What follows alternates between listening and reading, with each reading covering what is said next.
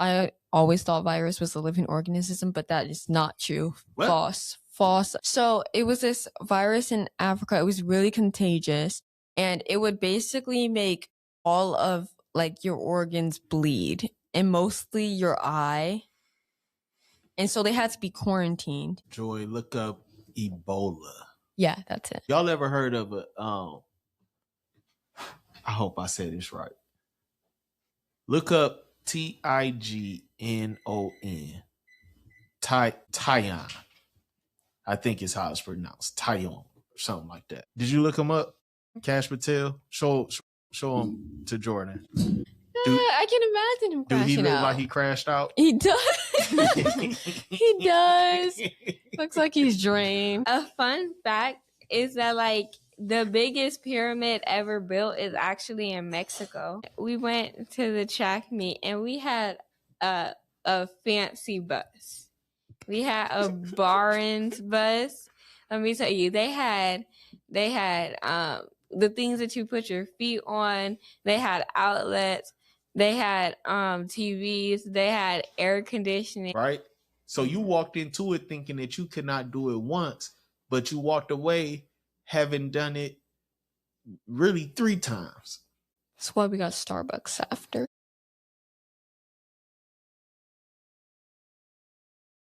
So, Jordan, this morning when we was leaving out the house, we talked about you getting a car. Yeah. You said that you don't want what kind of car? A skinny car. A skinny car. Joy, have you ever heard of a car described in that way? No. Jordan, what is this? What is a skinny car? A skinny car, yeah. What? Can you please explain? I don't understand where this comes from. It's like mom's rented car. Well, we gonna talk about that, but I'm asking, like, where did it come from? Where do you get this terminology from? I never got it from anyone. I just started saying, like, that's how I refer to a skinny car. But why? Like, what makes a car a skinny car? If it's skinny. Like, not wide? Yeah. Like, it's like this. Not, like, literally like this. It's short? Not short. It's skinny. You understand that? Yeah. What it... you know how mom's car goes, like, it goes further, like her windshield goes out further, and then it goes up. Like it's higher. That's what she's talking about. And then that other car is flatter and longer. I'm totally lost. Like, okay, so you know how your car goes up? Like the windshield goes up and then it goes straight? Yeah. They all do. Yes, but it goes further. Like so that's the equivalent of skinny. Yeah. Sorry, there's a bug. Bro, I'm totally... Well, she said I literally skinny. Showed you I showed you that. You showed me a lot of examples of a skinny car, but I still don't understand. Do you mean thinner? The concept of skinny. Thin and skinny are the same thing.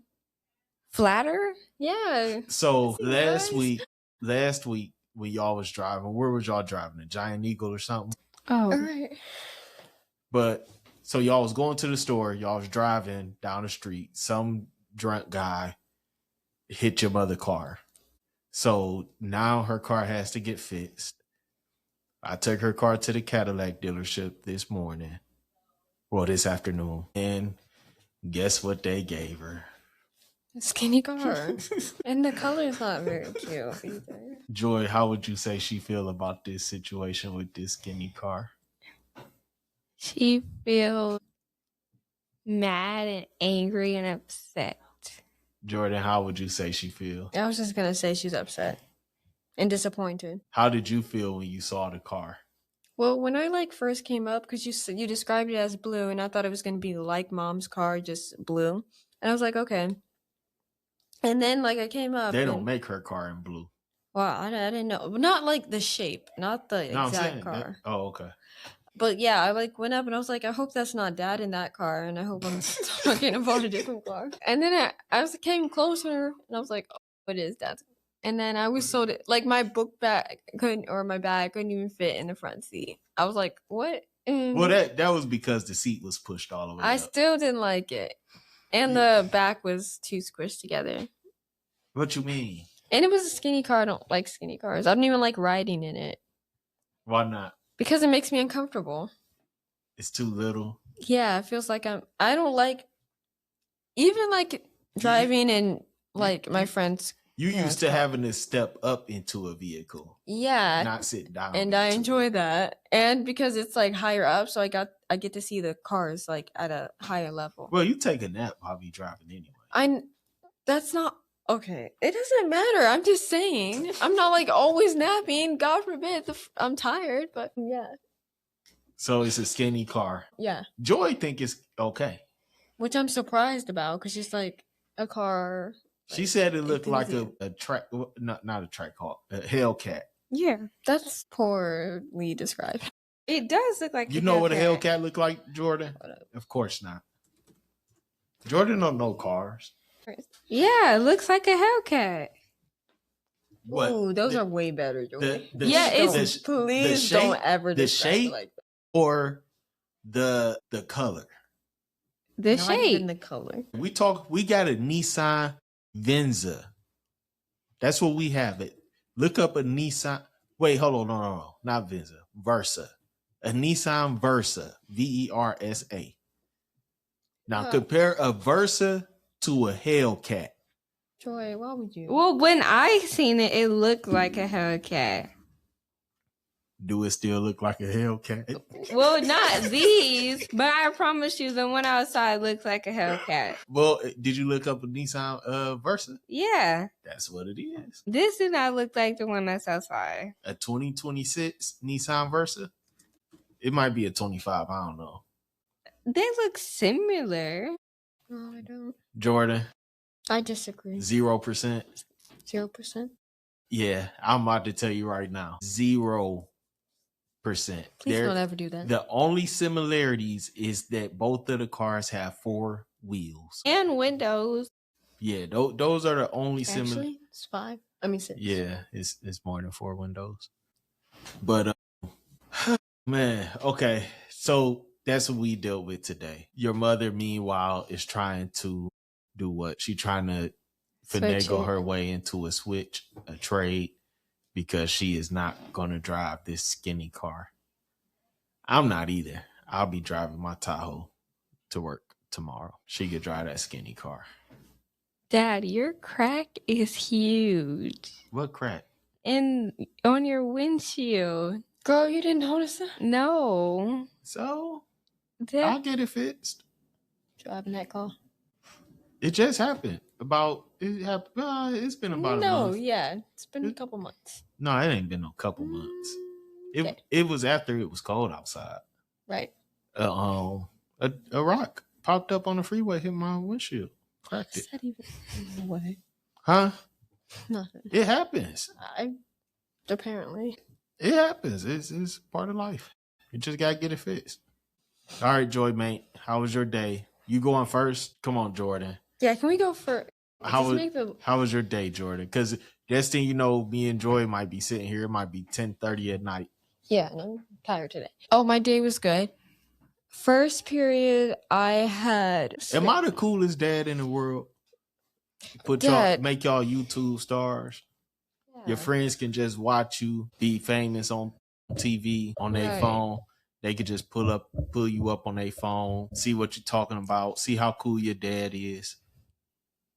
Okay, so I had Spanish first period, and a lot of people, I don't know where they got this from, but they thought that our Spanish teacher wasn't going to be here today because her son was like really sick yesterday.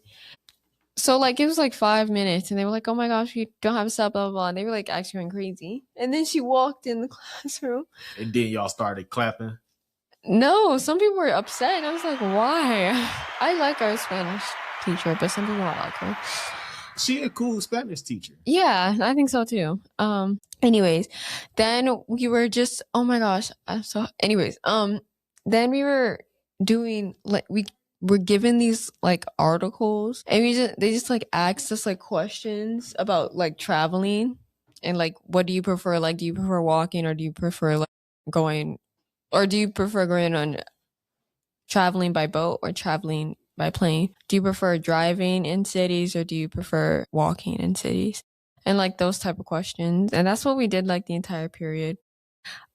And then she gave our quizzes back from last week. I'm so happy. How did you do, Jordan? I did good. I only got 1 point off. Okay, all right. But I think it's just like I did so much studying that day because like I met up with her. Can you say any Spanish word?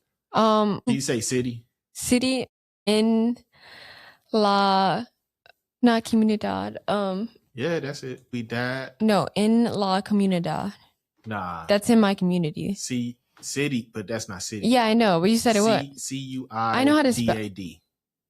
Right? Yeah, I like what? What? CIUDAD. Come on, bro. Did you? She because I mixed up 2 letters in the Spanish word. Yeah, you gotta get it. I'm wrong. Yeah, you gotta get it fully correct. Here we go with this stuff already. You have to be thorough. Okay. That was funny. That was good. Yeah, so I was really happy because I did a lot of work beforehand because I like met up with her and like asked her a lot of questions. You know how to say walking in Spanish? Walking? No, we just learned that today. Like I know how to spell it, but I don't know how to like say it. What is it? It's like IRAPIE. No, that's not walk. Korea. CORREA.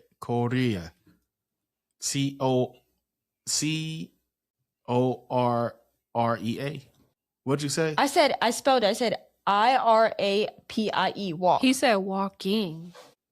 It's I don't know how to like say it. CORRER. Okay, that's what I was thinking of. I got my words mixed up. Who was in Spanish class? Me. Yeah, I was in Spanish class 20 years ago, and I still know it. Barely? You just got it wrong. Then I had algebra, and we did factoring, which was nice. I really like factoring. We've been doing that for a while. Kept building up. Factoring in math? Yes. Algebra? Yes. Oh, that's one of my favorite things. Yeah, factoring is fun. I enjoy it. Yeah. I'm happy. Right.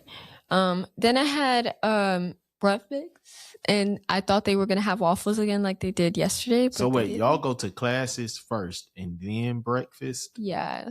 And it's for like 25 minutes. What a concept.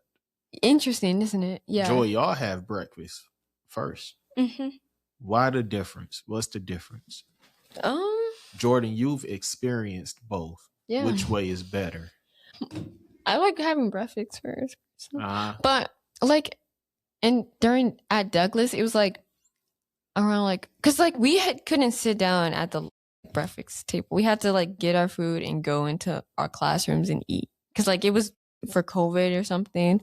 And then they just kept it like that. But it's only for middle school. Yeah, but I'm trying to think of which I did prefer. But like for real, like it wasn't hard to adjust going to class because we had morning meetings or we have mentor times, and it's like 10 minutes mentor time or 10 minutes morning meeting. And I feel like it's really not that hard to adjust because like if I don't really think about it. Also, there's so many different ways you can get like food without like going to breakfast, so I feel like it's really not that bad. Y'all got multiple options for food in the morning before breakfast. Yeah, like the half calf. Like you can get like a muffin or something. Even like when you're down there, you can like before breakfast start, you can like get coffee or tea or something, and they have fruit down there. So I feel like it's really not that bad. It's really not that hard to adjust. So I mean, I think I'll just go with, I just like eating first. And it was fun talking to my friends for the first like 10 minutes. So I would say eating first. Enjoy. You said that you would prefer to go to classes or something first a little bit and then eat breakfast. Yeah. Why? Interesting. Well, because I'm just thinking at my school, a lot of people come late. And when you come late, you don't get breakfast. So it's like, if you come 10 minutes late, then you'll still have time to get breakfast. Wait, that's smart. Yeah. What's some of the reasons your classmates come to school late? You laughing at me because I put my glasses on? Well, one of my friends, like, It's either the bus misses her or she misses the bus, and her mom's car is like getting fixed right now, so she doesn't have a ride. So sometimes she walks, but most of the time she just has to stay home. And then some of my friends like have to walk to school and they don't want to walk, or just the bus missed them. So these seem like issues that can be fixed with the right resources. Yeah. Huh. Issues that we probably should fix. Yeah. What if those students? So why cannot a student who comes to school late still get something to eat? Well, because like the way it works is like by the time that they usually come in, the gym is already being used for PE. And also they would have to take out like all the breakfast items back out just so that you can pick. And sometimes they don't. They just make you go to class. But I guess this is what I'm saying. And I don't know those people's jobs, but are they not smart enough to figure out a way to still provide something for kids to eat, even if they come late? Like all the brain power that we have in that building, and it's some really, really smart people. Are you telling me that they can't figure out no way for these children to still eat so that they won't be hungry? I think that so often as adults, we complain about children not doing the right thing and children not thinking and children not challenging themselves. But as adults, we don't make great examples. Well, Because this part of the reason why I say that. And this is just me talking, and some people probably would take what I'm gonna say the wrong way, and I don't mean no harm to nobody. But as a person who's supposed to be an authority with a child, the basic things that you must provide for that child is safety and food. You cannot be an authority with a child if you do not provide that child the basic needs. And part of the basic needs is safety, food, water, right? So at any point, as an adult, as an authority figure, if you're not providing a child that's hungry with food, should you be the authority? no. Because that's probably part of the reason why at this other school, children can have many different options to eat, right? Yeah. Because eating is a basic function of life, right? It's one of the most basic necessities that we have. We have to eat, right? Yeah. So, how would a child subconsciously, what if you came home and we all already ate? Me and your mother already ate, everybody already ate. And then you come home from track meet late. And because you got here after we all ate, we all say, yeah, you too late, baby. You're not going to be able to eat, Joy. How would you feel about us? It's food here, but it will require us to take it back out. We don't have a microwave, so we're going to have to warm it back up. We already doing other stuff in here, so we're going to have to move what we doing. But the bottom line is we don't figure out a way to make sure that you're not hungry. How would that make you feel? I would be mad. Uh-huh. So in the back of the mind of those students, they might be mad. They might don't even think about the day mad, but subconsciously we shape and mold our opinion of people based on our experiences with them. So you take that same scenario, and I don't know how those children view the authority figures in the school, but you take those same people in that same exact scenario, and you take a leader, and that leader say, all of y'all who just got to the school late, y'all meet me in room 105, room that's empty right now. Meet me in room 105. Before y'all go to class, go to room 105. And then they get a cart and put stacks of apples and oranges and milk and water and whatever and wheel it in there and say, here, y'all get y'all something to eat. Y'all eat before y'all go to class. How would those children think of that person then, in the back of their mind, they would probably say, man, this is one of the coolest people in this building. I like this person. And then that make a kid want to come to school because they know that it's an adult in that building that care about their well-being. It's an adult in that building who care about meeting their basic needs as a person. Not, do you got your homework? Not, did you do your homework? Did you get this paper signed and bring it back? But I just care about you as a human. I'll be leaving y'all speechless, boy. I was waiting for her to respond. She's speechless, Jordan. I dropped the mic on her. Okay, go ahead, Jordan. So breakfast. Oh yeah, and I just did my Spanish homework so I wouldn't have to do it at home, and I'm so happy because like I understand the vocab, which is good. Then Yeah. you're what? Me? Am I talking to you softly? No. I played clapping in the background. Okay. You got headphones. Then I had studio art, and we just finished our watercolored, and then we did feedback on other people's like artwork. Did people have some good work? Yeah. There's a sophomore in my class that I like actually, because we have to share boards, because this is my like paper and this is her paper, and she's like right across from me, and oh my gosh, she's so good at painting. And drawing. Like I'm good at painting, but my drawing skills aren't that good.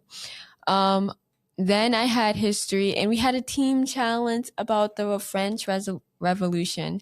I think we're in second place, or because we didn't finish yet, so I think we're in second or first place. I'm not actually sure, but yeah. We all gonna talk about the Haitian Revolution. Probably not this year for sure, but maybe when I'm like indifferent, because like next year I'm taking history too.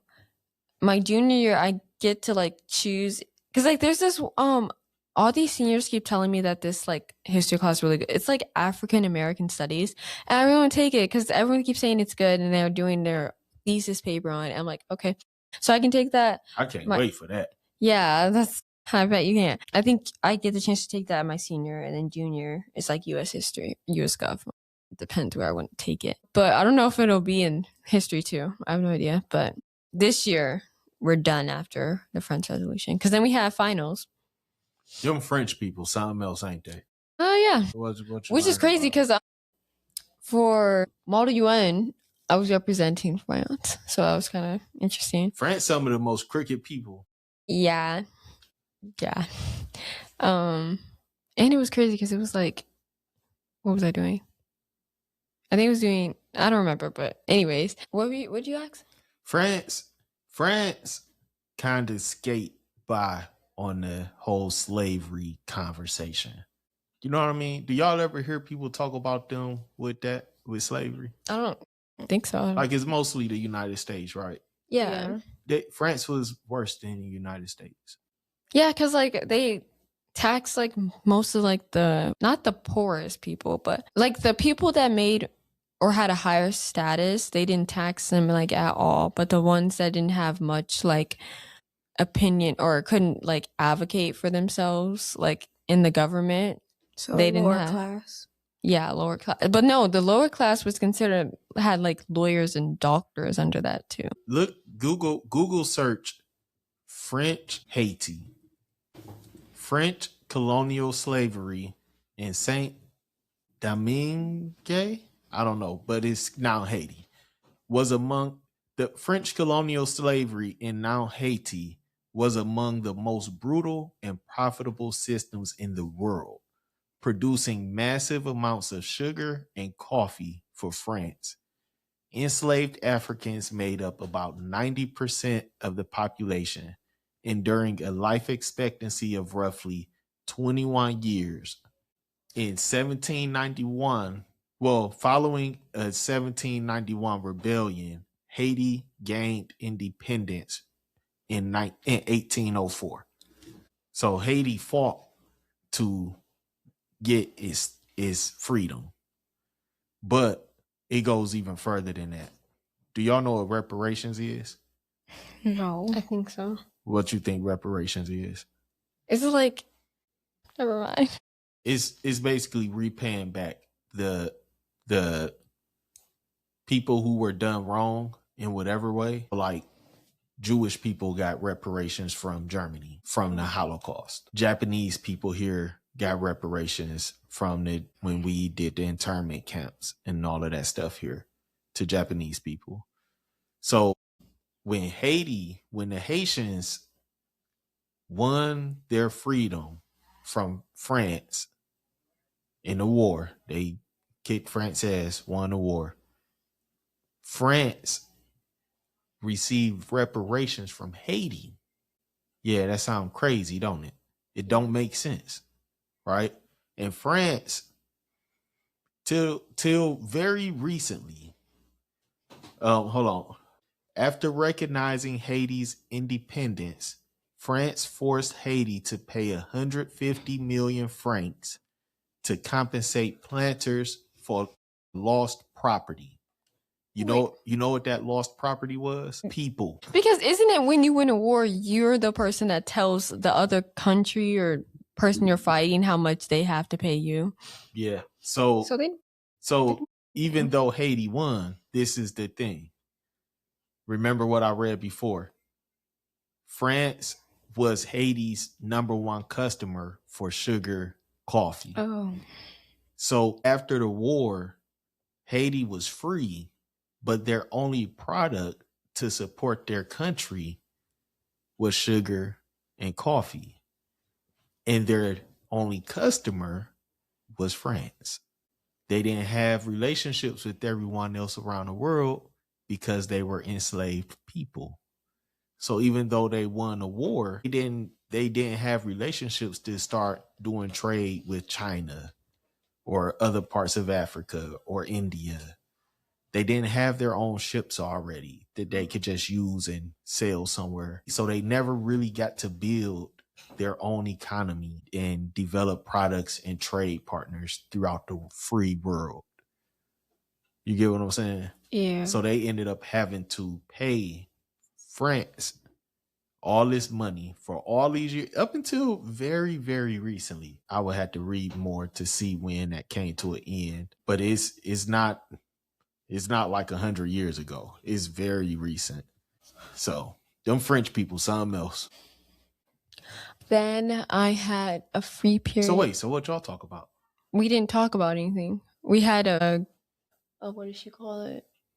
Well, we just had like it was a game. Like Jeopardy? Yeah, not Jeopardy, but she just asked questions. We were put into groups, and then four groups of 3.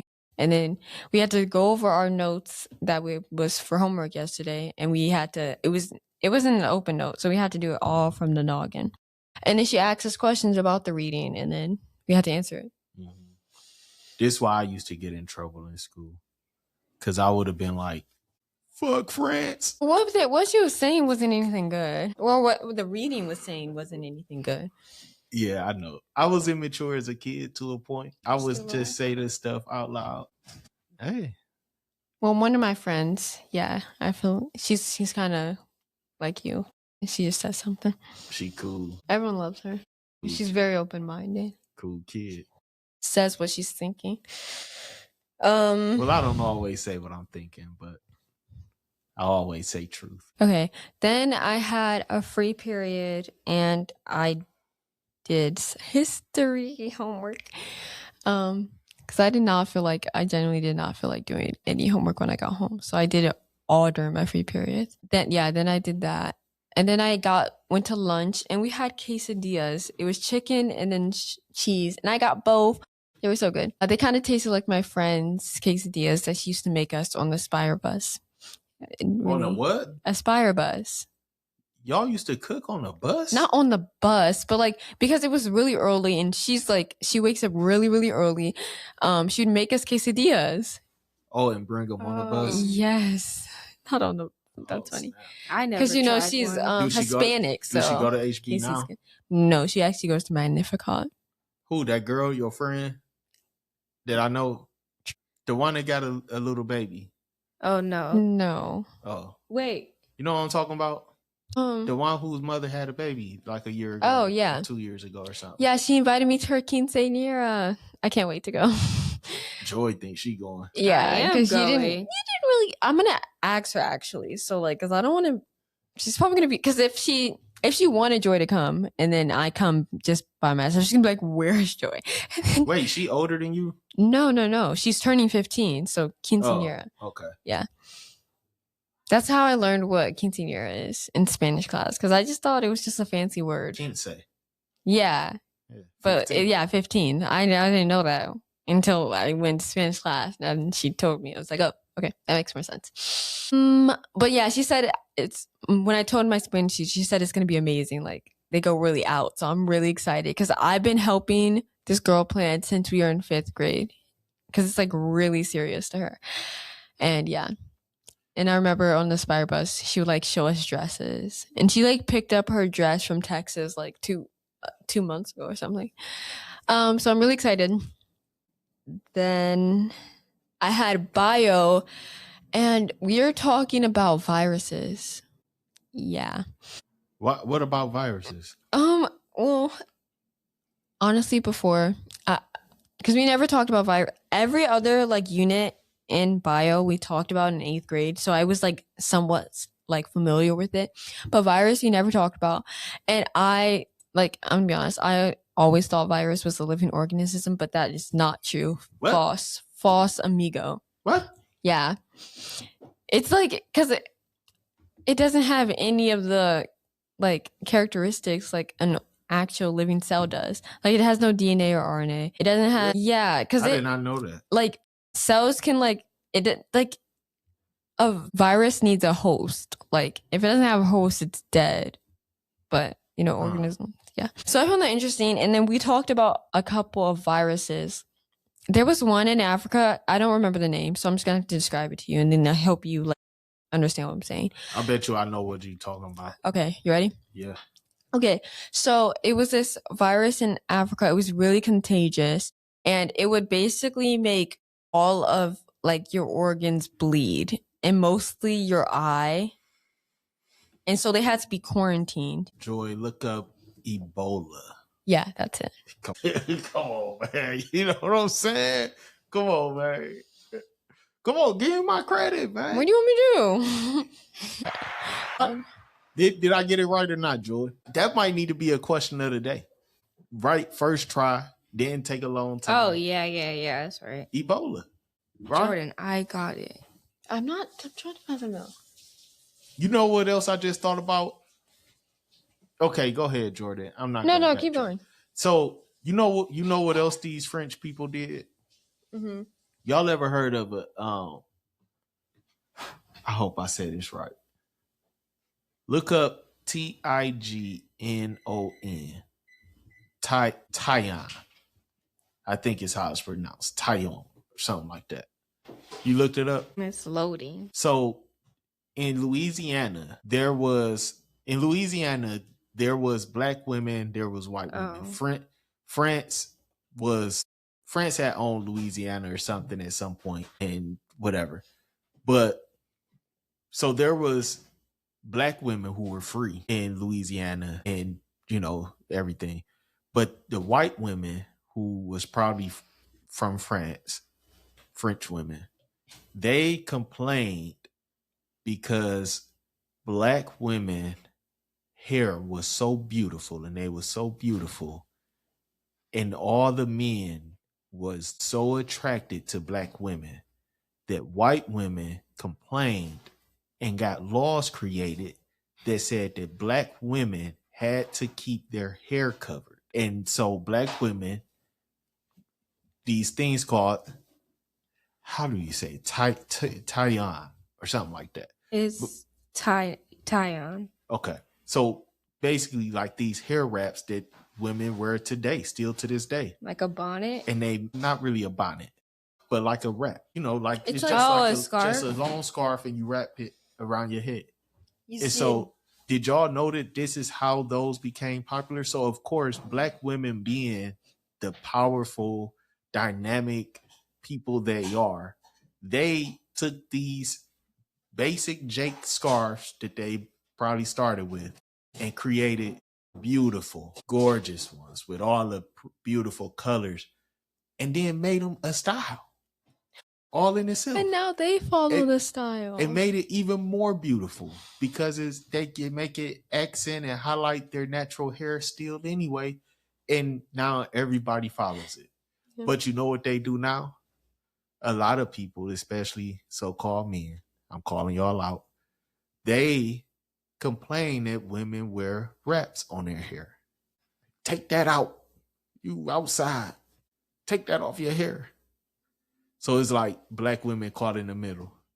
First, we gotta wear them. Now we done made them cool and nice. Now y'all complain that we wear them because we done made them look good. But it all started with the French people. Interesting. I be teaching y'all stuff every day. I know y'all be wondering, like, man, how much information do this dude have in his head? Not really. Not in particular. Y'all didn't know that. Y'all had no clue. Y'all didn't even know that y'all did not know that. All right, Jordan, go ahead. That was a cool fun fact. That could be fun fact. Yeah. After bio, then we practice, because you had like 15 or 20 minutes left. And me and my group practice our presentation, because we're still on, like, the presentation is about genetics, but we're just moving on to a different unit. And mine is, okay, I also do not remember. I know what it starts with. It starts with an H. Let's see if you can guess this one. Okay, it's genetics, okay? It's a sex-linked trait, so it mostly happens to boys. Like, they would inherit this. Okay, they easily bruised, and it's like blood clotting or something. Hemophiliac. Is that right? Yeah. I don't know if that's right. Is that right? Yeah. Yeah. I was trying to be modest. Right, for sure. Hemophilia, right? Let me see. She don't know how to spell it. Yes, I do. It's HEMOPHILIA. A rare hemophilia is a rare genetic bleeding disorder, typically inherited via an X-linked mutation that prevents blood from clotting properly due to low levels of factor 8 or factor 9, hemophilia A or hemophilia B. Symptoms include excessive bruising, prolonged bleeding from injuries, and severe joint pain from internal bleeding. Right, yeah. Boy, I'm smart in the mud. And then we just practiced that. Actually, do you guys want to see it? Yeah. I'm very proud. Please, there's the second slide. Please don't laugh at me. You did your work on that iPad? Yeah, when I was editing it. You got the iPad Pro? Yeah. Oh, wow. Must be nice. This is the family. Like, who the camera thing? Patel? Yeah, that's the last name. Who, Cash? What? You know who that is? What? I don't know what you're talking about. You remember when we was riding home and we was listening to the Breakfast Club? You remember? And the guy they was talking about, he crashed out because he thought he had got fired from the FBI. Is his last name Patel? Yes. Oh, well, I didn't know. It didn't say the first name. It just said Mrs. and Mr. Patel. So I don't know. Anyways. Look up, Joy, look up FBI director, Cash Patel. Right? Okay. Do a store. Y'all going to the store? Y'all going to the store? We're going to a thrift store tomorrow. Because it's closed right now. She's not going to no thrift store. She's going to have to deal with it. That's a thrift store car. Ooh. That's a thrift car. That's a thrift store car. You can go into Dad's car. Yeah. No, I'm not driving that skinny car. You're just gonna stay home. No, Dad. Or one of you guys can take me. You see this dude? Did you look him up? Cash Patel? Show him to Jordan. I can imagine him crashing out. Do he look like he crashed out? He does. He does. Looks like he's drained. Oh my gosh. This morning when I was in the car getting to school, but it was this guy like making fun of Trump, and I don't know who like he called or something, but Trump called this guy, and he was like, the guy who Trump called, he was like, what do you like? He looked drained, and how he said it was really funny. He was like, "Oh my gosh, why did like I blocked this guy? How is he still coming through?" And I just found it funny. Yeah. Anyways, so our name, our like group name is Hemophilia Heroes. Isn't that smart? That's cool. That's pretty sweet. Okay, look at it. Okay, so this is me. Please don't laugh. I like it. It's good. You got to be confident now. Come on now. No, like I thought Joy was gonna burst out laughing. So tell her she don't know what she's talking about. Anyways, our family overview. This is the son. This is the dad. This is the mother. So you wait a minute. So y'all related to this dude? No. The crash out dude. No, it's not related. Oh my gosh, did you read anything? Y'all in the Patel We're genetic family. No, genetic counseling report. Counseling this family. Y'all got a rough family to counsel. My gosh. Anyways. The parents are Mr. and Mrs. Patel, and they are concerned about their son, who has a bleeding disorder. He bleeds and bruises easily after small injuries. Okay. Family history plus genetic analyze. Okay, the observation is the three generations are shown. Well, you can't see it, but the son and the uncle are affected by the condition. There are just males affected, and the condition skips the first generation. Mr. and Mrs. Patel are not affected, and it's an X-linked recessive. Okay, this is the parent's genotype. So this is their No. This is their parents, and this is like this. These two are the sons, and this is the Mr. and Mrs. Patel, and this is their son and their son. As you can see, this little Joy, pay attention. This little b is recessive. X and a Y are males. X and a Y are males, and this right here, you barely can see it, but it's a big B, which is dominant. So, Joy, what is a female? The squares are males. XY is male. The circle. And what's a female? X. Please stop. Yeah. Yes. So as we know, he's gonna be affected because he's a son, he's a male, and he has a recessive trait. Okay, keep that in mind. And parent one, I don't know why that's there, is a carrier, and the other parent is affected. And this is the Punnett square. So this is Mr. Patel and this is Mrs. Patel. Okay, I don't know if guys know how to do the Punnett square, but the dominant always goes first. This big B always goes first. So it's X, big B, and it goes down like this here, then this. Okay, so X, big B, X, small b, and then over and over. Just because this is a Y does not mean this. You keep doing it this way. Just these two.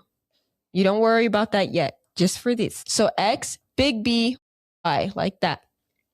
And then we go here. Then we do these two.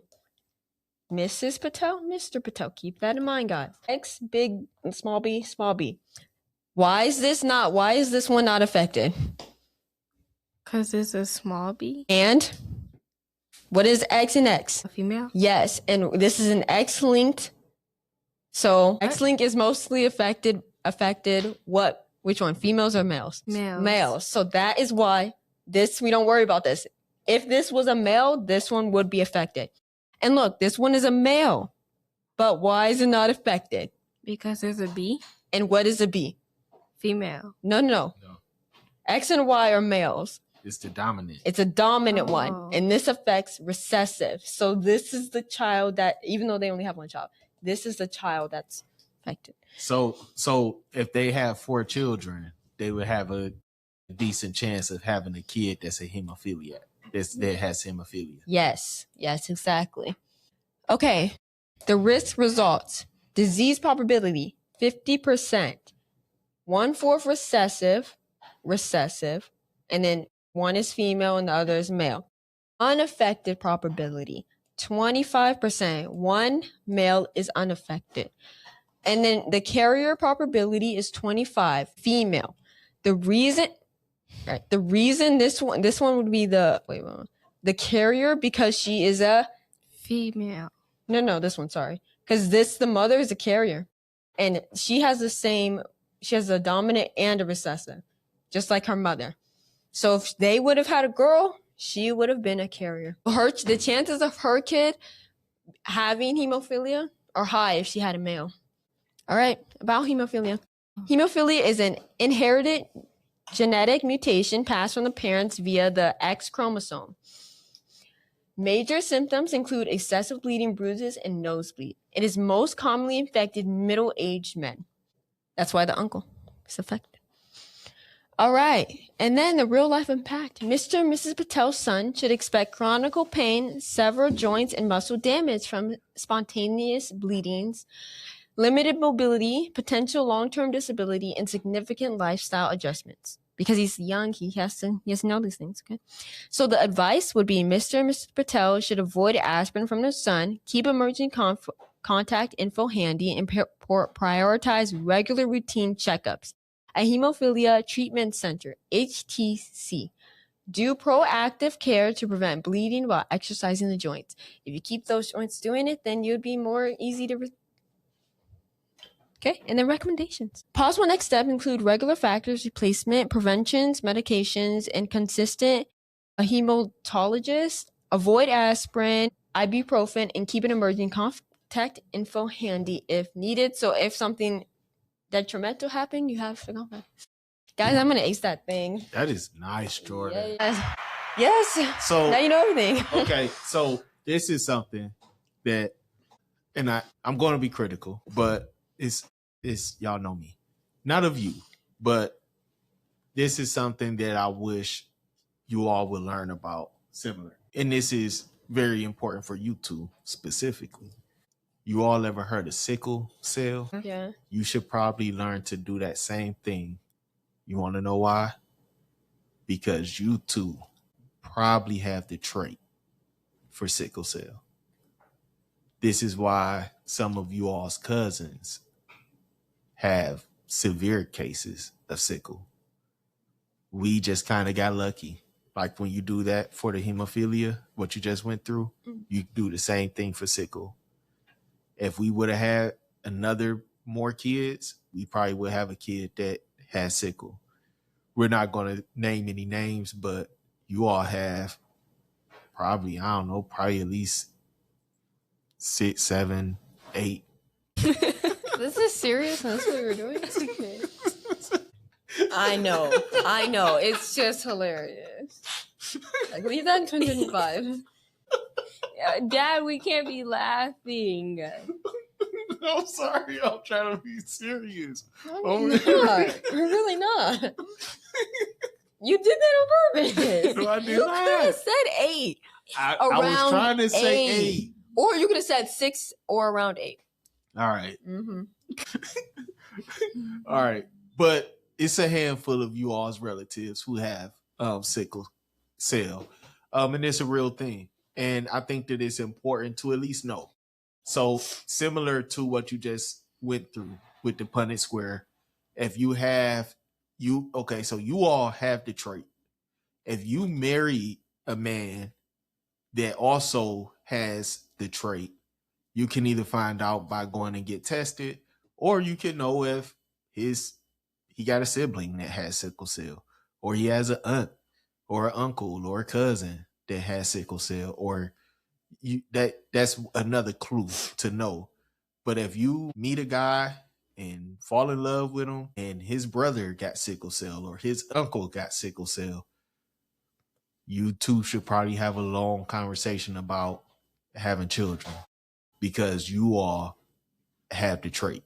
I can almost guarantee it that you all had a trait, because sickle cell is very, very heavy in my family. So this is where knowledge, that type of knowledge becomes extremely important for you all very, very directly. A lot of people talk about learning stuff like this in school, and then they say, well, I'll never use it. What's the point in this? I'm never going to use it. But the reality is you could use it if you know it. Right? Yeah. So I just wanted to share that with you all. I wish that they would do stuff like that with some of these diseases, because y'all know, can y'all venture to guess why y'all don't learn about that type of disease in school? Why it's not talked about? Because it's Go ahead. mainly for Black people? It's a disease that's primarily black people. White people can get sickle cell, but it's a very, very, very small percentage of white people that ever get sickle cell. Let's see. Can you look up how often white people get sickle cell? So it's a study show that about 1.8% of hospitalizations are for white people for sickle cell, compared to 93.4% of hospitalizations are black people. So it's very, very small percentage. Yeah. And it may sound critical, but I will also be fully transparent and say, guess what I've never taught y'all about? Hair lice. You know why? Because black girls don't really get lice. I mean, I guess maybe it's possible, right? Yeah. But if you come to my house or if you are around me, you're never going to hear me talking about hair lice because we generally don't get hair lice. So, it could come across like I'm being critical, but I also get it. I get why they would not talk about sickle cell so much because it's not in their life experiences. You get what I'm saying? Yeah. So, it's what it is. Okay, then I had my free period. That was a really good job, Jordan. Thank you. I can't wait to present it first thing in the morning. I'm definitely making that a segment. What a segment? I'm putting that on YouTube tonight. Okay, thanks. I hope everyone learned something from that.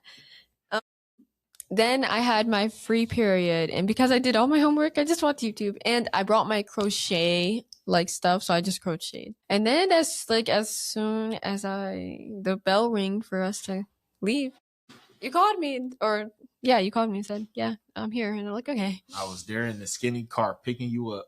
Very disappointed with the vehicle I got into, but other than that, my day was pretty good. Was you happy that I was parked on the side of the school and not right in the front? Yes, God, my gosh, you just did me a big favor for that. I can't, because there was still a lot of girls leaving. Because it was a Bentley right in front of me. Oh my gosh! Watch when I get to school. One of my friends oh, didn't you go into a really ugly bright blue car? There's a lot of people that look like me nowadays. Let's never mention that ever again. But I'm just gonna say it's not permanent. It's not permanent. I don't my parents don't like it either. Yeah. There we go. We'll have your mama car back in a few days. Yeah, so it's okay. So yeah, that was my day. It was pretty chill. I really liked it. And yeah. And I was so happy because it was so sunny today. So I did a lot of walking outside. So. Yeah. Okay. All right. Wait, y'all go outside? When we have free periods, oh my gosh. Your teacher take you outside? No, we just go outside. You can literally walk around the entire campus. You could just leave. During school. Yes. If you have a car, as long as you sign out, and you can literally leave if you have a free period. And then as long as you come back for your next class, yesterday, seniors, because they had something to do on Sunday for carnival. So Monday they got the day off. But I was in study hall to my second to last period, last class. And one of my seniors, she's so sweet. She came with us on the Italy trip. So I love her. Anyways, so she came and I was so confused because I'm aren't you guys not supposed to be here? And she's like, oh no, I have to take my test. So she took her test and then she was out because you don't have, as long as you don't have any classes, you can leave the campus. A lot of the two sophomores that I talked to that are really sweet. I sat with them at breakfast today. She says sometimes because she doesn't have her own cars and her mom works at HB, so she takes her car and then they just go get Starbucks and then they come back for the next class. What a blessing. Yeah, so I'm really excited. I don't want to belabor the point, but I think having that level of freedom, I think it leads to a better learning environment. Yes. Because even when I was a kid, and still to this day, and I get the reasons why, it's mostly security reasons, but if you left out that door, you could not come back. At any point in the school day, if you leave out that door, you can't come back in under no circumstances, unless it's recessed. But in high school, you don't have recess, so that's a huge difference just in freedom. Yeah. And then sometimes when it's really nice outside, me and Bahia will eat outside. Mm-hmm. So that's one of the reasons when I shadowed the first day and the freshman was telling me about all this stuff you could do. I'm like, okay, now I can see myself going here. Cause like, and I even told Mrs. Gina, yeah, I told her, cause she asked me what was my favorite thing about shadowing. I'm like, I just love the freedom. Cause like a lot of students get to like do what they want. Like if there's like any like free classrooms, you can just like go in and like be with your friends and hang out. And then I also love like even after school, it's like normal that you stay a little like 1 hour after school. So it's like really chill. And no one's like judgmental. Well, I mean, They're just like, yeah. It was some days you was at school till 8:30. Yeah, because that was because of robotics or cross country. Yeah. Yeah, so it's like really chill, like which I love. And all the like janitors and cooks are super sweet. Like I made some like she's so sweet. I always see her and then she always waves because she like asked about my locks one time. And I was like, oh yeah, I got them done in 5th grade. And she's like, oh, I'm thinking of getting some in. I'm like, yeah, you should totally get some in. Blah, blah. So yeah, it's like Your hair been locked since 5th grade? Since 5th grade, yeah. Really? Really. I know, not much progress, but yeah. No, that's a lot of progress. What do you mean? No, I'm just joking. But yeah, it's been because my hair was your like, hair locked really before short. mine? No. I don't remember when yours was locked, but I got mine in 5th grade. When was my hair locked? In 2021? I think 2021. Yeah, so about the same time because I was in 5th grade in 2021. Right after COVID. Yeah, so like 4.5 years. Yeah, crazy. Oh my gosh, yeah. A lot of seniors when we were in Italy, she asked me like when I get my hair locked. Because there's this other girl that the sophomore I was talking about that also has her hair locked. But hers is a different color and like thick like yours and kind of long. So yeah, it's really cool. I miss Italy. Oh my gosh. There you go. I can't believe it. The seniors are like leaving soon. They have like 1 week after this. So have they talked about colleges they've been accepted? Oh, they've already been accepted to colleges. Dude, yeah. Today they put on like their shirts for colleges and stuff like that. What's some of the cool colleges? Okay, Princeton, Harvard. One was Ohio State. And then I didn't really see that many. Yeah. There's 2 girls that I know of that are going to Princeton. And then there's one girl that is her sister's a freshman and she's going to Harvard. NYU?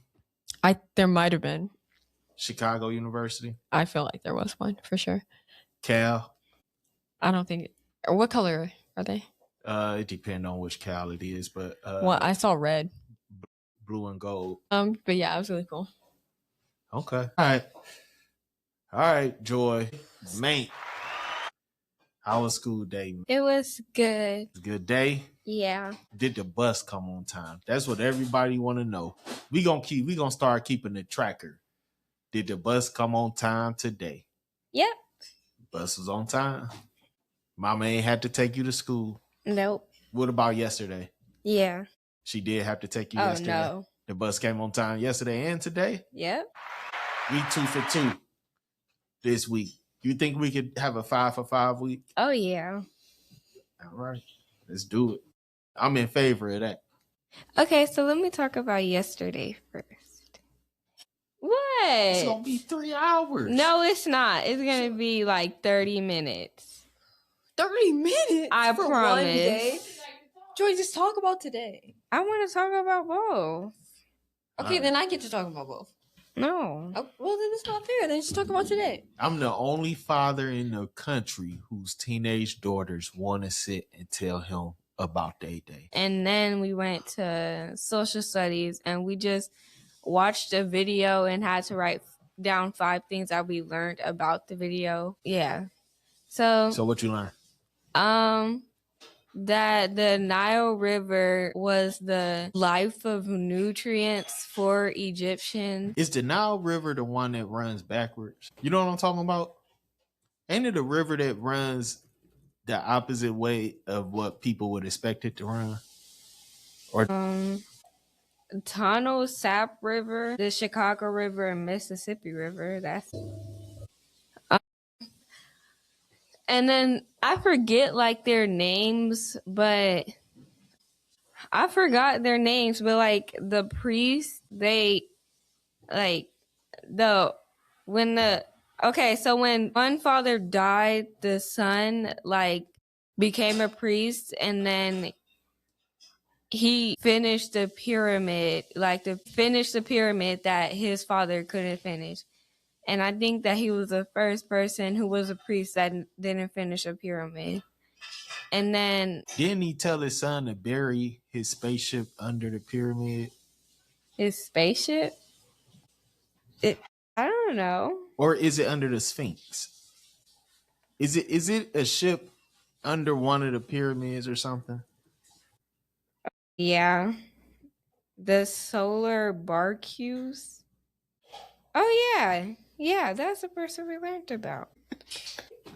She be getting mad because I be knowing too much stuff. Anyway, What's his name, Jordan? Khufu. You thought I ain't know who you was talking about, didn't you? Why? I never said that. But you thought that though. Whatever. But like a fun fact is that like the biggest pyramid ever built is actually in Mexico. It is. That's true. A lot of people don't realize that. It don't look exactly the same as the Egyptian pyramids. But yeah. I forget. And it's pyramids. I believe, if I'm not mistaken, there's pyramids on every continent. The ones in Africa, in Northeast Africa, are probably the most famous, but there's pyramids, I believe, on every continent. Maybe not Australia, but all the other continents for sure. They even say it's pyramid in Antarctica. You fact checking me? Mm-hmm. Yeah, Antarctica without man-made pyramids. You said it's not one on Antarctica? No. How will we know? Well, I mean, It's full of ice. Yes, it's probably some, but it's not man-made. No, I'm talking about a man-made pyramid. Oh. How will we know? It's covered with ice.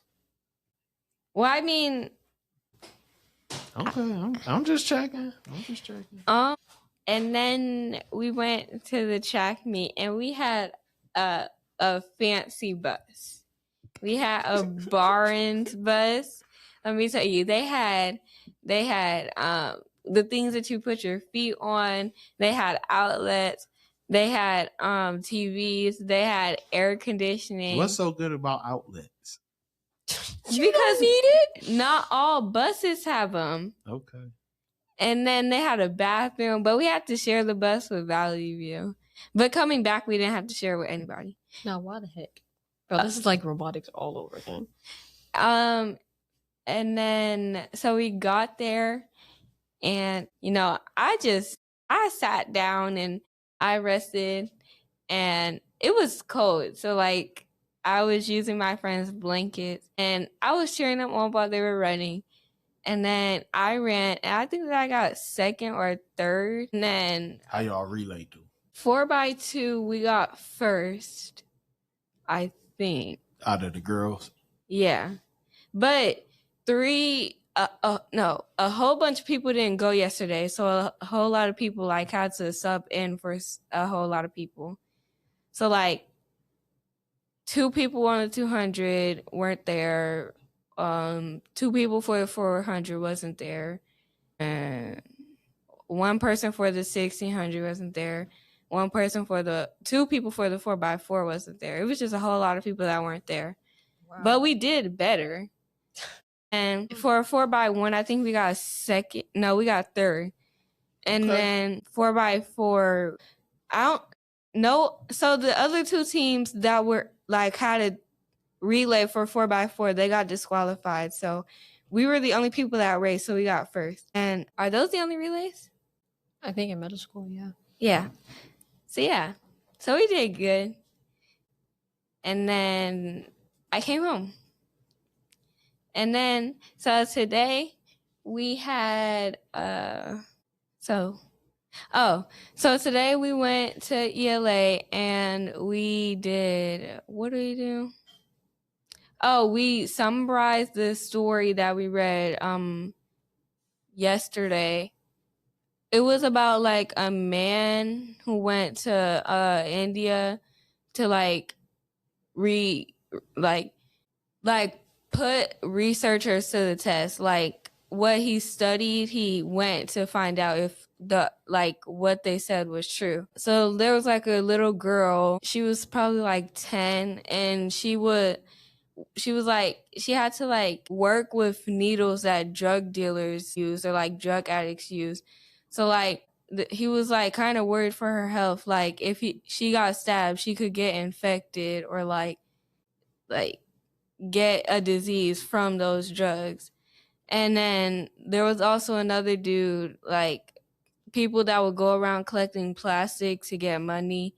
And then like not a lot of countries, like there's not a lot of like they can't. So some parts of India, not all parts, because there's like two different parts. So some parts of India like can't afford to get supplies from other parts of India or other countries. So they're mainly like a little bit broke. So What time frame is this? it was like 10 years ago. And so the little boy was only 12 and now he's like 25, so like about 10 years ago. And so yeah, and then so you read about that, and then like we spent a good 5 minutes. Like there was a lot of girls going back and forth with the teacher about the national parks. So like that's what we did. Oh, that's what we had to listen to until we went to math to go take our OST test. So we took the OST test, and that test, I'm telling you, that is the easiest math OST test I have ever taken in my life. I kept trying to tell you it was gonna be easy if you study. Yeah. And you didn't even study that much. Yes, Just I think did. if you would have studied all the way, you would have got every problem right. I did study. Yeah, but you ain't go crazy on the study. Well, I still have tomorrow. You take the test tomorrow And that's too? your last one? Yeah, it's 2 parts. That's your last one, right? Mm-hmm. And then 8th grade has 2 more science tests, right? Mm-hmm. Yeah, that test was easy. And then So you got them all right. yeah, I'm confident that I got them all right. We went to social studies and we have to do this project where like you get into groups and then your group picks like a category, and we're doing artisans from Egyptian artisans. And so I'm the director, and then there's like the host, the effects designer, and the historian. So like we're doing that. So you got an important job. Yeah. Being a director, you got to be on point. I know. You got to pull it all together. I am. You gonna do it. Yep. All right, we gonna want to see this finished product. Okay. We gonna need to show this finished product to the whole world. Okay. All right. And then we stopped like 20 minutes early because like like that girl that like a few days ago. Yeah. So she went to the high school that my goes to, and they were friends. And she told us like another story that I'm not gonna get into, but like she just told us about like self-harm and like if we feel the need to like talk to somebody about like ourselves or somebody else, then we can. And then that's what she talked about for the rest of the class.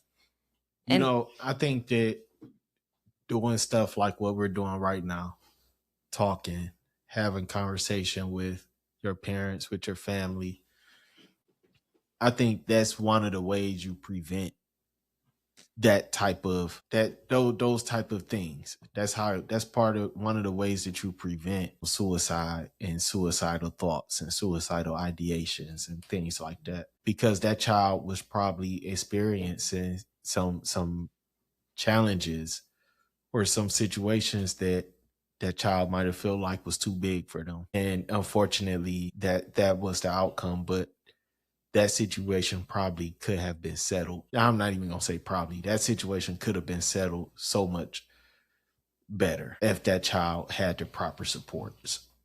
So rest in peace to that kid, and God bless the family and other children. I also think these social media outlets play a big factor in that too. Oh yeah, she did say that. People get a distorted view of the world. People get locked and lost into a false reality that you have a very difficult time escaping from. You know, a lot of you all's peers have literally been on a lot of y'all peers have literally been on these devices and social media since they were in first, second grade. And that is like their identity at this point. And all the nonsense that takes place in those spaces leads to these type of issues. And it's so unfortunate. I tell people all the time, do not let your child get on social media. Don't allow it. Block it. It's just all negativity. If you want your kid to be on social media, this is what I tell them. Create a thing and you put your kids on it. You share what they're doing, but don't let your kid be on it themselves. Don't let your kid control it. Like I put y'all on my Instagram. Y'all on Instagrams, but y'all don't get to control it. Y'all don't get to look at the comments and messages and all of that nonsense. Right? Yeah. Because it's not healthy. So I don't know. Most parents don't take heed to it. And I guess I'll see if I was right or they're right, because their response to me most of the time is, well, you can't hide them from it forever. At some point they're going to get on social media.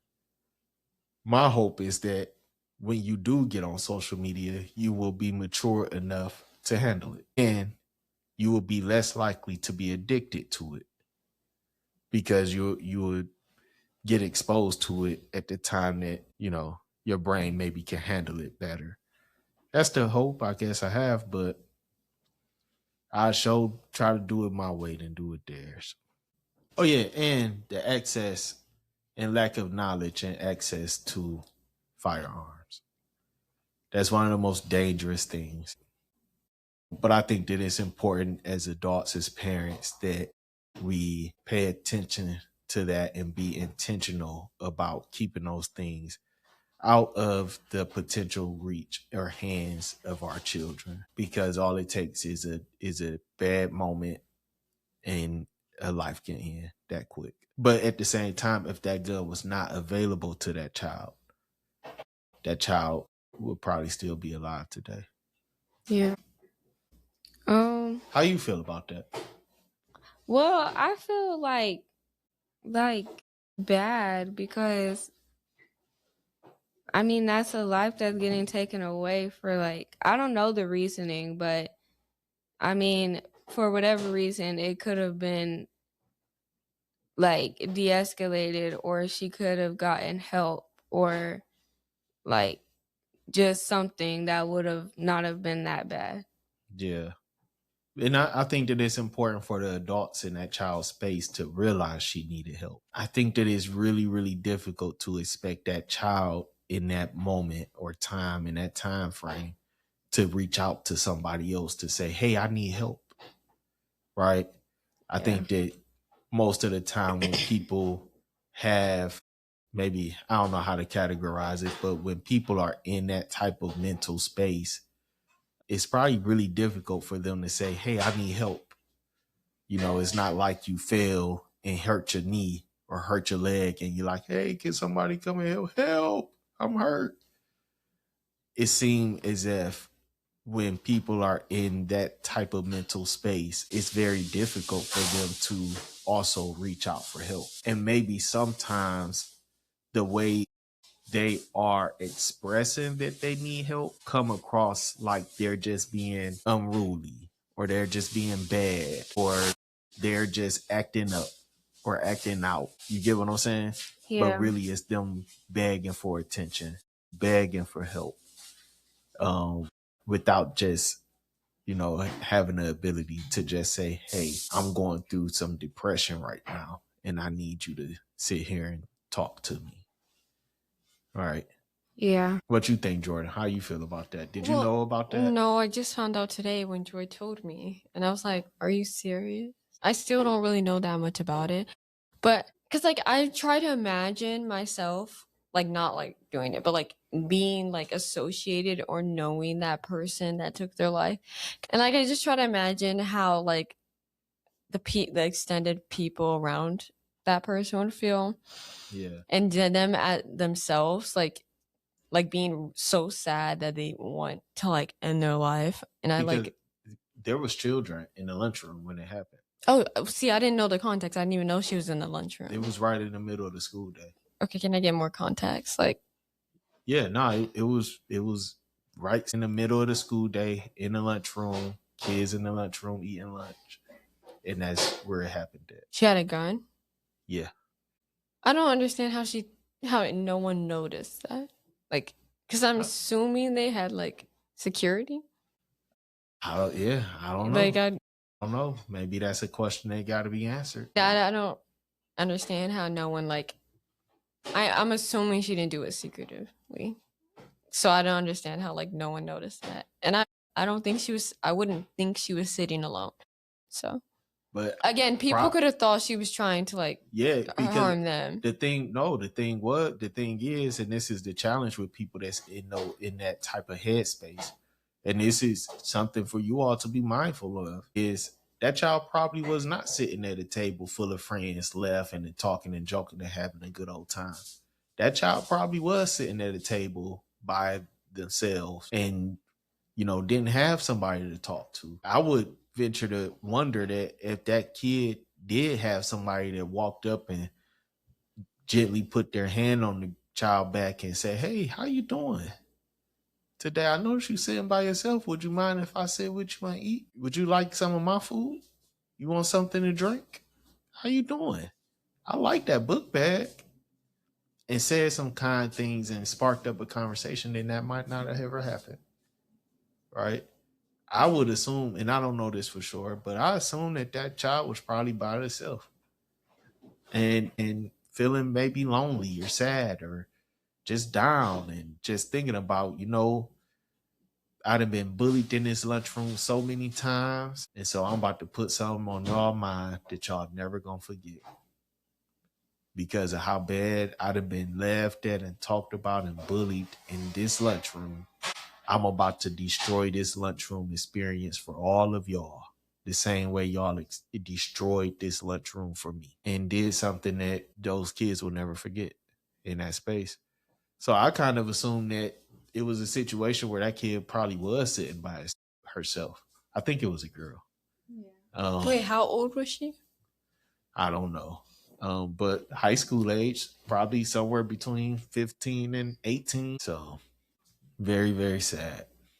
Very, very sad. God bless that child.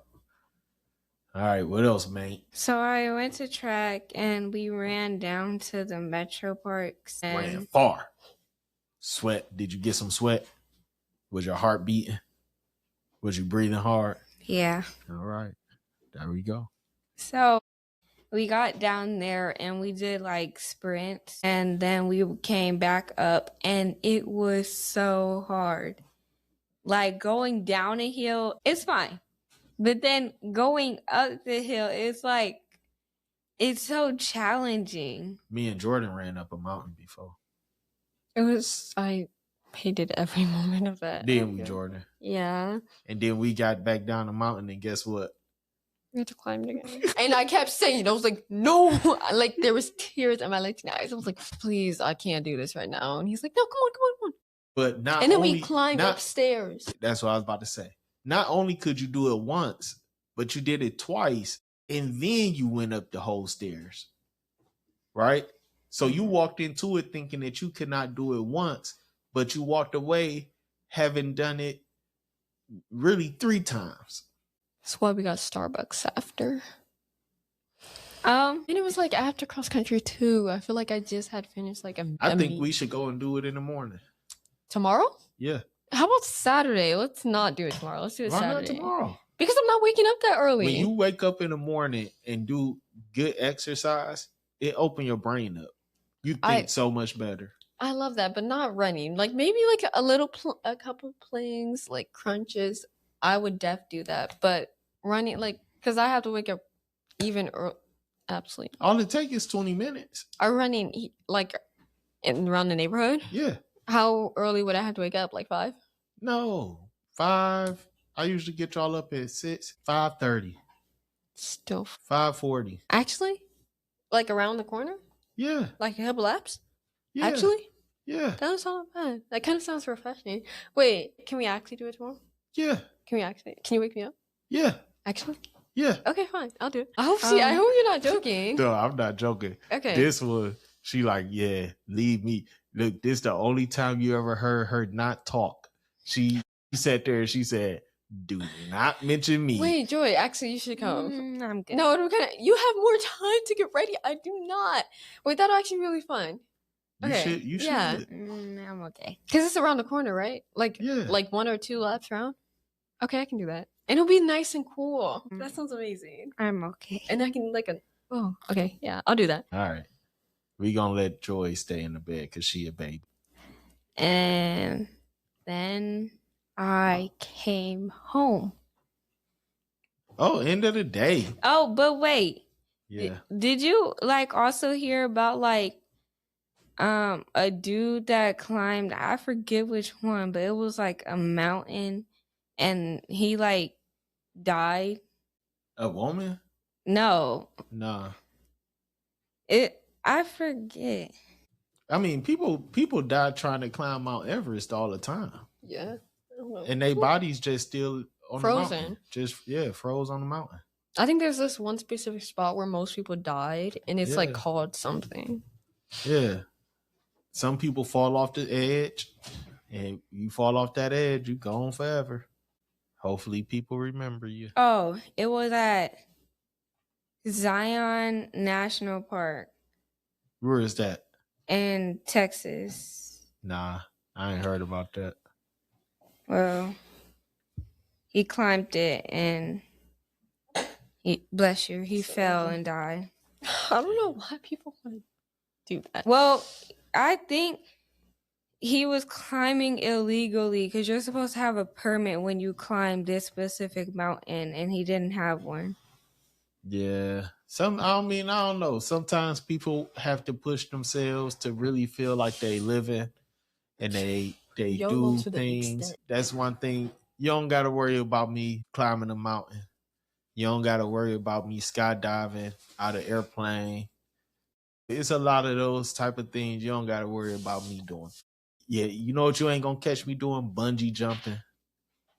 Yeah, I'm not doing that. I'm not doing none of that. Absolutely not. Oh my gosh, No. I saw one where it's like it was a pool, thankfully, but like her thing, like Yeah, nah, absolutely not. you don't gotta worry about me doing none of that. I'll watch somebody else do it, but yeah, I'm not. But some people, you know, they like to do stuff like that, and more power to them. I'll watch. I look at the video. Now the videos, some of them are cool. Some of the videos are really cool. Like you get some of the guys that jump out of airplanes and stuff, and they record the video with their glasses, so you see what they looking at. The videos look really, really cool. I just watch the video. I don't need to do it. I can just look at the video and be like, yeah, that's sweet, and continue with my day with both of my feet on the ground. Okay. All right. I think we wrapping up for today. Oh, come on. We need a question. Come on. Oh, Jordan, can we get a book update? Oh, the book I'm reading in Elon. Yeah. Okay, so What's the book called? Station 11? Station 11. Yeah. Yeah, but come Okay, on now. that was the English. Okay, where did I leave off? I don't. We was at the beginning. Okay, I'll just restart then. Okay, so basically, it opens up with a theater act, and it's King Illyria, a Shakespeare play. And the lead actress, the person that played King Lear, had a heart attack on stage. His name is Arthur.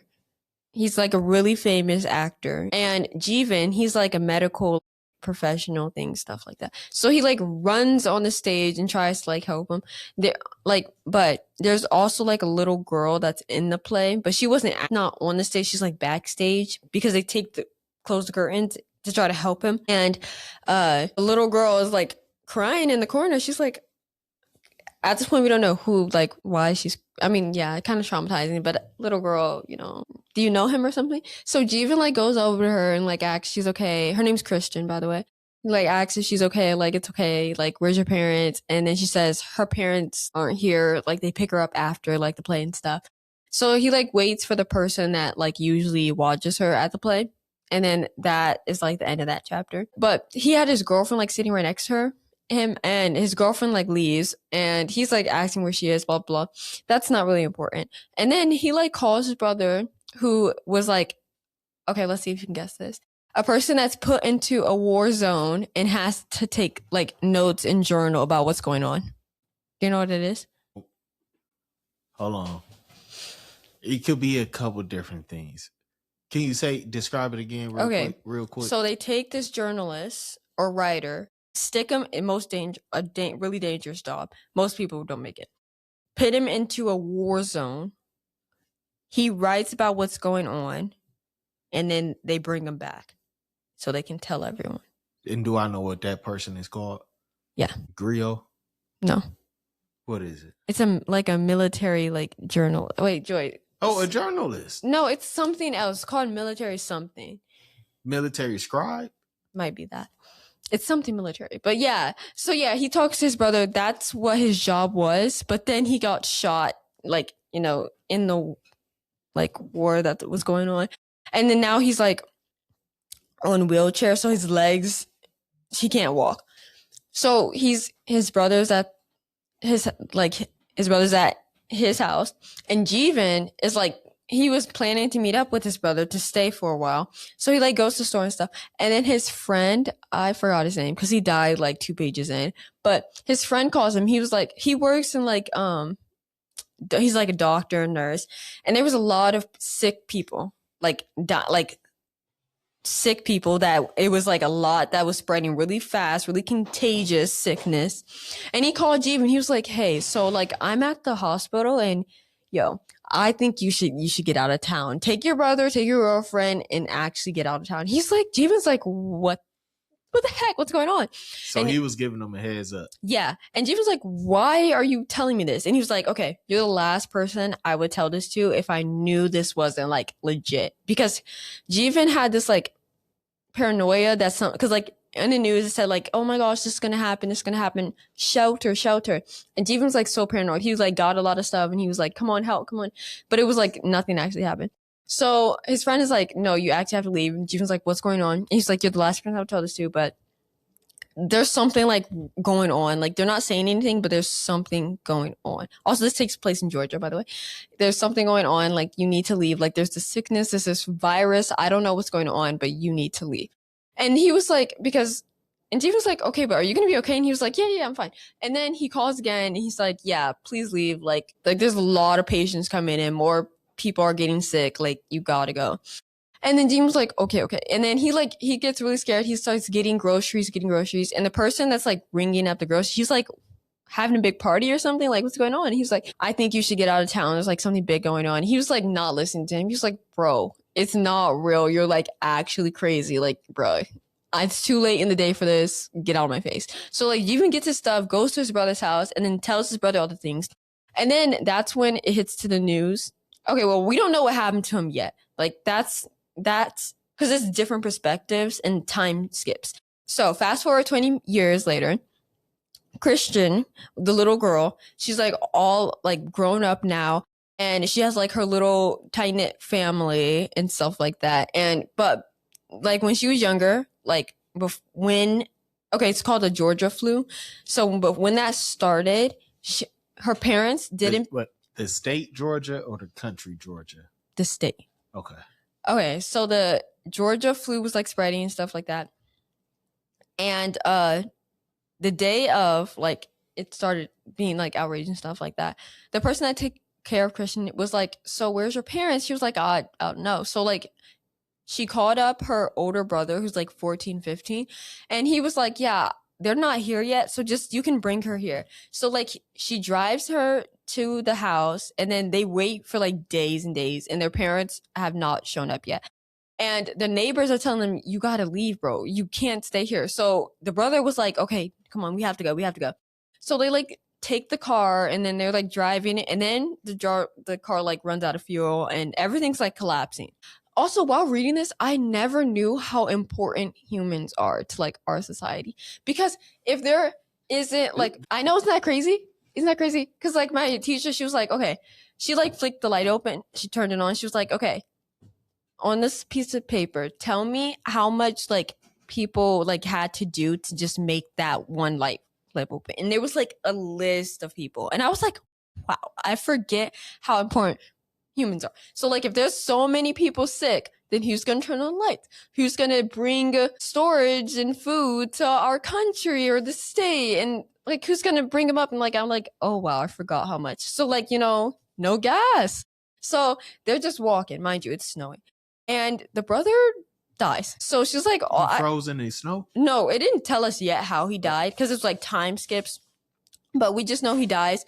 But she doesn't remember much about what happened, because they call it the collapse, and they can't remember like. And then the new world is like Georgia flu, no one's barely here. So they're like, her little group of friends are like, do you remember much of what happened before the collapse? And she's like, I don't remember a thing.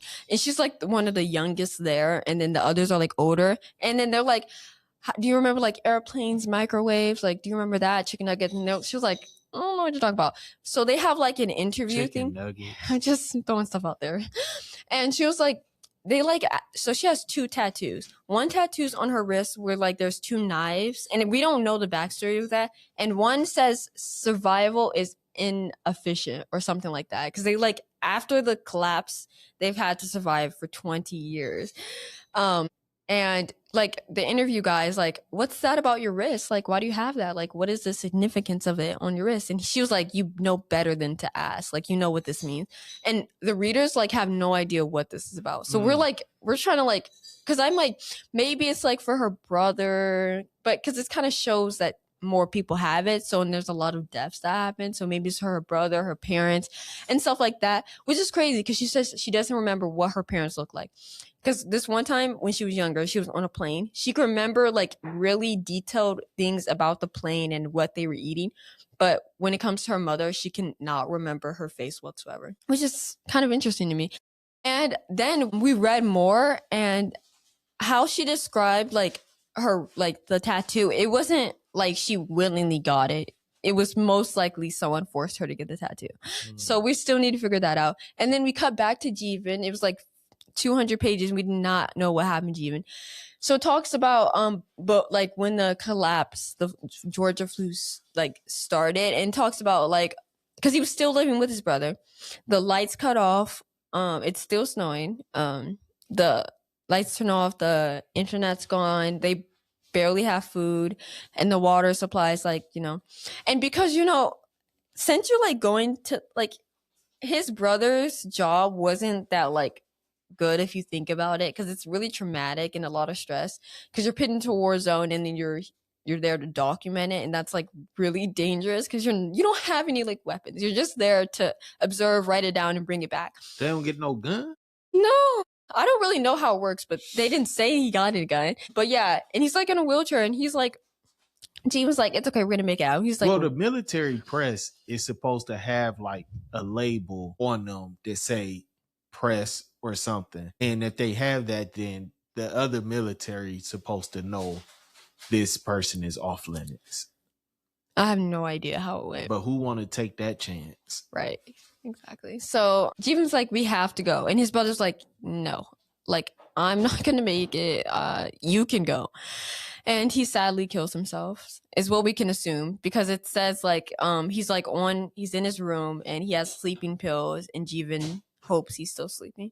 And then he leaves. Jeevan packs his stuff and he leaves. And he brought like food and stuff. And then he's like in a hut of some sort, and then he meets 3 other people, and one of the girls are trying to like find her sister, so they like have to like split up after like 4 days of being with each other, and he just keeps walking near the lake, and then that's how the chapter ends off. Which just, it just makes me think, like really think, like imagine that happened to like our society. And my teacher, she brought up such a good point. She was like, the end of like, because when you're walking, they split how it is like really descriptive of like the surroundings and how much nature, like there's like this gas station people live in, and then there's like surrounded with like vines and stuff.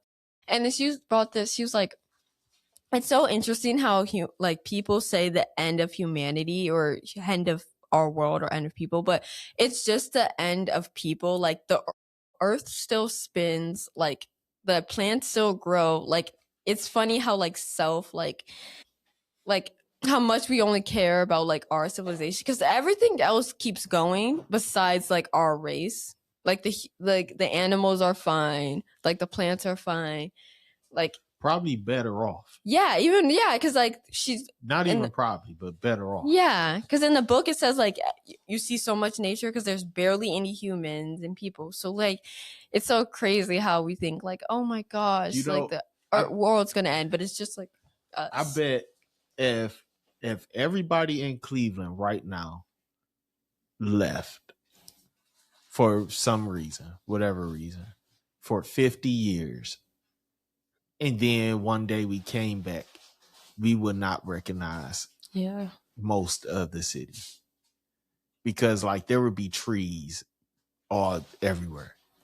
The streets, you probably could, find streets and everything, but a lot of the streets and sidewalks will be overgrown with grasses and trees and all types of stuff, because it don't really take that long.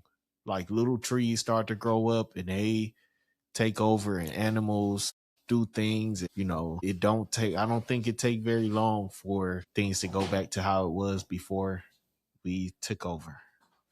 Pretty interesting, Jordan. Thank you. So I'm really liking the book so far. All right, rate it. 5 out of 5 as of right now. 5 out of 5. Thumbs up. Yes, I totally recommend, because I can't wait to like watch the show. It's gonna be so different, but I just can't wait. Okay. All right. Thank you. Yes. Joy. Yeah. Can we get a good question of the day? Okay. I thought you was ready. I was, but you had at least 10 minutes. I was ready, but I don't want to do that. You needed a better question. Okay. This might be a little bit easy, but of course it's easy for me. What is the process called when a solid turns directly into a gas without ever becoming a liquid? What is this? Sublimation. Okay. Wait, you never said if I was right or not. Next question. You never said was I correct or not. We'll just take that as a 1 in the win column. Which of the following? I didn't even give multiple choice on that one either. What colors of visible light has the shortest wavelength and therefore the highest energy? Can I get options? No. Which colors or color? Which color? Yeah, which color? I don't know that. You said, and it has the highest energy? Yeah. This might end up being a controversial pick. It's one of 2 colors. What's your 2 colors? It's one of 2. It's either black. Black or what? Black or what? Not white. Okay, black or what? Indigo.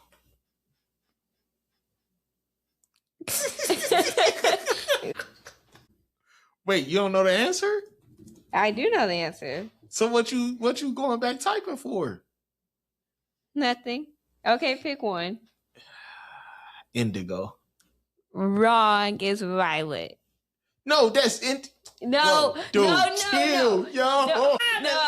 No. Dude, that's why you had to go look, searching some more. Yeah. Indigo. I did. No, that violet and indigo are not the same thing. Violet wavelength is about 380 to 450 nanometers, while indigo is 420 to 450 nanometers. That's more. Yeah, so it's not the same. But you said which one had the most. I said which one has the shortest. The shortest? Yes.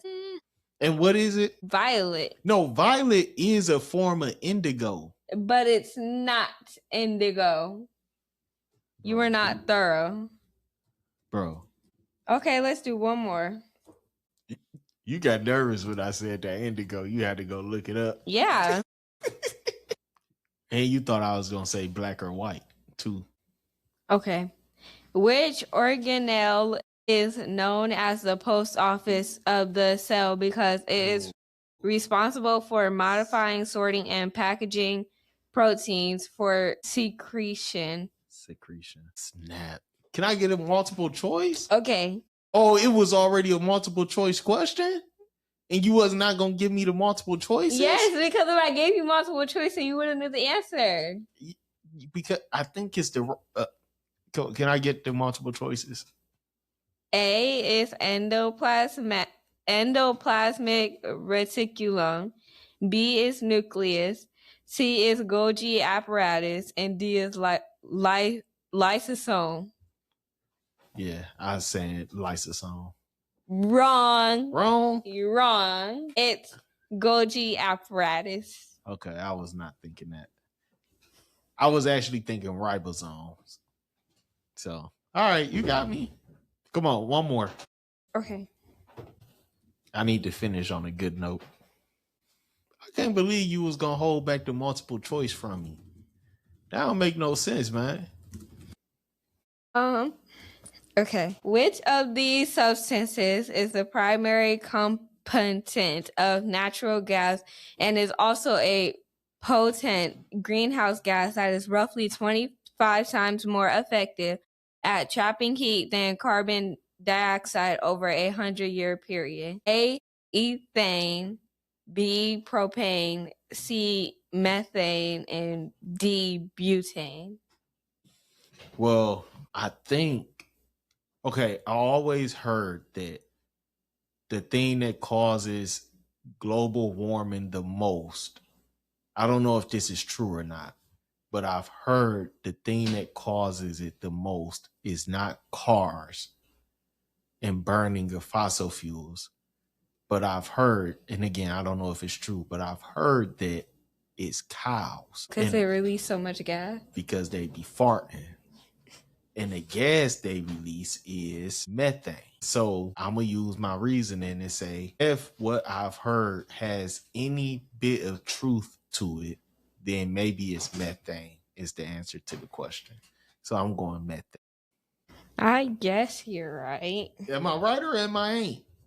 She don't want to give me, you don't, because if I was wrong, you would have been smiling just saying you wrong. Yep. I'm wrong or is I'm right? She don't want to say it. This child is sore loser. No, I am not. Am I right or am I right? I guess you're right. No, is I'm right or right? You're right. Okay. All right. Another one. You want to do one more? Yeah. Okay. Be here all night. She ain't think I was going to get that one right.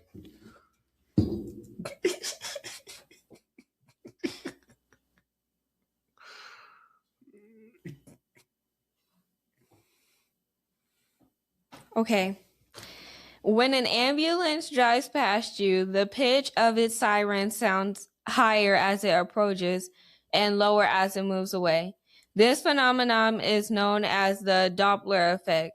What is actually changing to cause this perceived shift in pitch? A, the speed of the sound waves. B, the amplitude volume of the sound waves. C, the frequency wavelength of the sound waves. Or D, the actual sound the siren is making at the source. Thank you. No need to waste more time.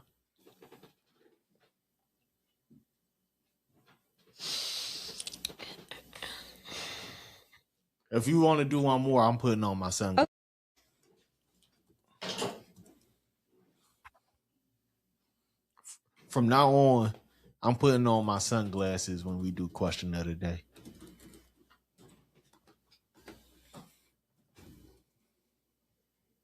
Why isn't it typing? Okay. Because after this, I need to go eat my dinners. Okay. The human brain is divided into two hemispheres, but they are connected by a thick bundle of over 200 million nerve fibers that allow the two sides to communicate. What is this structure called? A, the cerebellum. B, the corpus callosum. C, the medulla oblongata, or D, the thalamus. Can you read the answers again? The A, the cerebellum. B, the corpus callosum. C, the medulla oblongata, or D, the thalamus. Can you read the answers one more time? A, the cerebellum. B, the corpus callosum. C, the medulla oblongata, or D, the thalamus. Is it the hypothalamus? No. Just thalamus. Yeah. Hmm.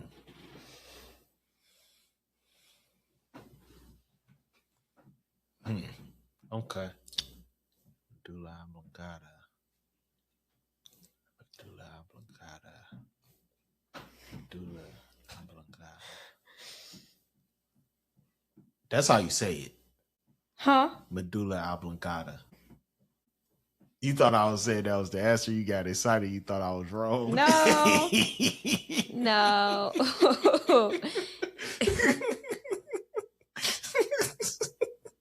He's stalling. Answer the question. Why do you say that? Because I want to be right. Is it true?